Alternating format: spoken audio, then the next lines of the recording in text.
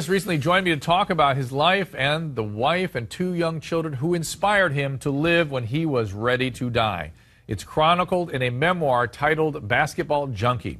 My conversation with Chris began with a pivotal day in his life. Now, Chris, take me back to June '08. That was a very special kind of event happened that day. It was. It was the day that I started to really look at myself and turn my life around. I had met a drug dealer in Fall River and spent $30 and put it into my arm and overdosed. And by the grace of God, someone saw the accident, and I didn't hurt anybody. I crashed into a fence, and paramedics brought me back to life and brought me to the hospital.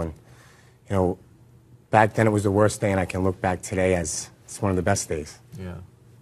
I was talking to Steven Tyler the other day, and he said. He goes, some of my friends were lucky enough to hit a bottom. Yeah. The ones that aren't lucky to hit the bottom either keep going or die.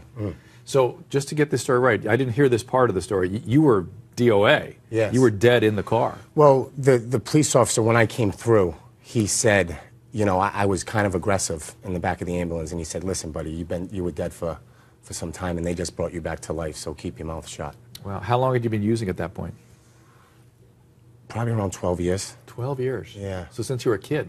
Yeah. I got sober when I was 32, but I jumped into heavy drugs, meaning cocaine and OxyContin, in college.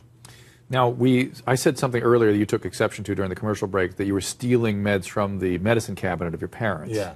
Which, by the way, is a really common practice these days. But that's not something you did. I didn't. No, not my parents. Somebody else's parents? Not my parents, but as kids, we were very naive, and didn't realize the pain beyond that painkillers could cause. And to take a couple of Vicodins and a couple of Percocets, that was acceptable. And you were just partying. Just partying, and later on in life, it became a couple of OxyContin. And the pain that those little pills, and the doors that opened, they couldn't be shut for years. And were you playing ball on heroin? Oh yeah, absolutely. Overseas. I went to go play in 7 different countries, and I was able to score heroin in every country. Is that when you graduated heroin, was overseas? No, right before I took off to overseas. And was that the latter part of your career? Definitely. So I've seen this happen when guys get screwed up and can't manage themselves in the NBA because they have drug problems. They get hired overseas. It happens a lot, doesn't it? Yeah, of course. Yeah. Everyone would tell me you got to get away. You got to get away from Fall River. You got to get away from Fresno. Do a geographic. And I found myself with myself in every hotel room in every country doing the same old thing until I was able to accept and forgive myself and surrender to it. Was when I was able to find peace. I understand you had quite a habit, though. Did I read that how much were you spending on OxyContin per month? About $20,000. $20,000 just on the OxyContin? Yeah, just on OxyContin. And then how much heroin per day? Oh, Dr. Drew, whatever money could buy and whatever my body could take at times. Obviously I ran out. I read somewhere over 100 balloons a day? 100 bags. Yeah. 100 bags a day. It's different. Yeah. 100 bags a day. An obscene amount. An obscene amount. Lucky to be alive amount. Yeah, absolutely. Yeah. And now we talked about the car accident, and yet while that was a wake-up call, my understanding is you went to treatment and left prematurely. I did. And by the way, prematurely, you'd already been there like 3 months or something, right? Actually I was there for about a month and a half. Okay. And my wife was giving birth to our 3rd son, Drew. And against the advice of the medical staff there, they asked me to just go for a couple hours. And I didn't take their suggestion. I went home and I was drinking within hours. And I went back to that treatment facility under the influence.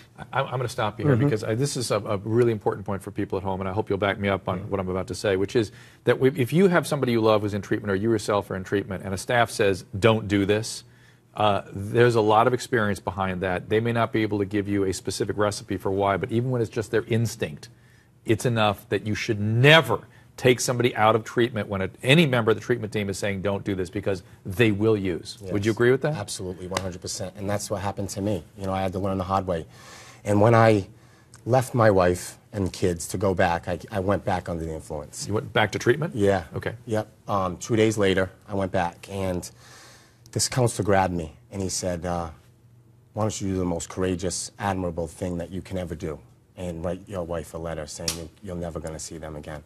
And meaning you're going to die, or you just want to get out of their life? Get out of their life. Yeah. And I went to bed that night contemplating whether or not, that was the best decision. And I prayed, I cried.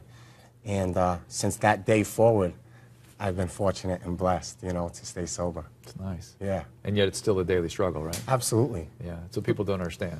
It is a daily struggle, but, I also want to emphasize the fact that it's nowhere near the struggle. No, of course not. You know what I mean? Yeah, yeah, I mean, your disease is doing push-ups, yeah, but you've been working every day, too. Absolutely. Yeah. And there's a certain sense of peace and happiness, and I can deal with this type of struggle any day compared to what I used to deal with. Right. Are you still with your wife? Yes. And that must have blossomed, that relationship. It did. She's an amazing woman.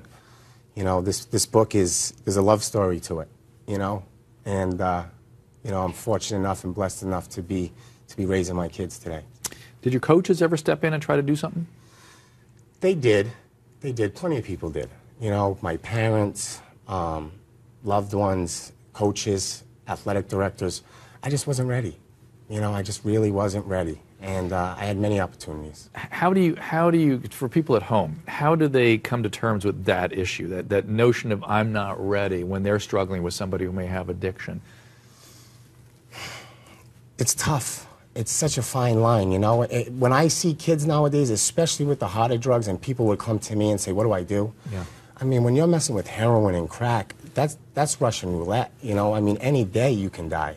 And so for me to see, in Massachusetts, they have the section law where you can take a kid and put him away. You can hold him. Yeah. And so I would recommend that any day. So do whatever you can. Keep no struggling. doubt.